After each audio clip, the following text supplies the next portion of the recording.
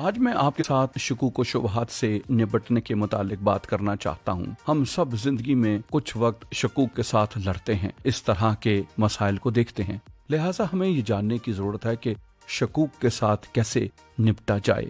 کہ شک کا ہونا غلط بات نہیں، لیکن اپنے شک پر یقین کو قائم کر لینا یہ غلط ہے۔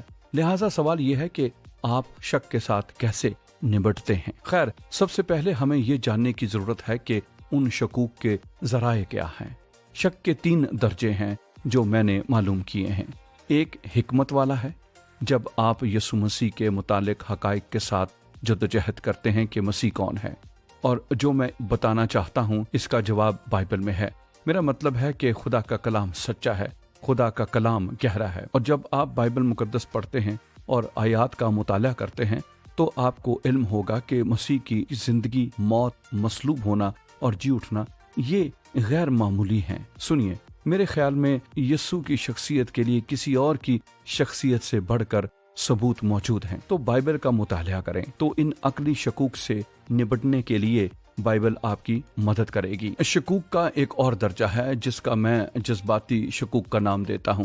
یہ جذباتی شکوک زندگی میں پائے جانے والے مسائل اور اس کے ساتھ جدوجہد کرتے آتے ہیں، اور آپ کے جذبات صرف اوپر نیچے ہوتے جاتے ہیں۔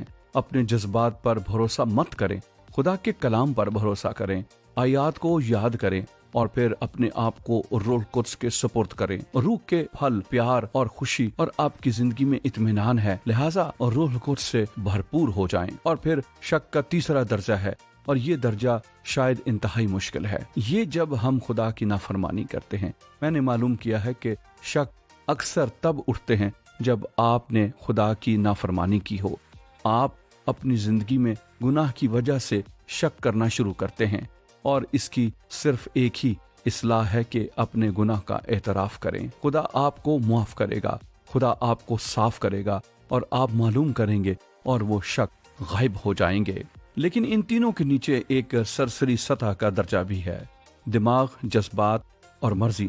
لیکن اس میں کچھ جو اس سے بھی زیادہ گہرا ہے، وہ روحانی ہے۔ بائبل مقدس رومیو باب 8 میں بیان کرتی ہے کہ اس کا روح ہمارے روح کے ساتھ گواہی دیتا ہے کہ ہم خدا کے فرزند ہیں۔ لہٰذا آپ کو اس گہرے درجے میں واپس آنے کی ضرورت ہے، اور اس گہرے درجے میں خود کو سپرد کر دیں، اپنے جذبات کو اس کے تابع کر دیں، اپنے خیالات کو اس کے تابع کر دیں، اپنی ہر سوچ کو یسوع مسیح کے تابع ہونے کے لیے قید کریں، اپنی وہ ساری قابلیت جو آپ میں ہے روح القدس کے تابع کر دیں، تو آپ معلوم کریں گے جیسے وہ شکوک اڑ جائیں گے۔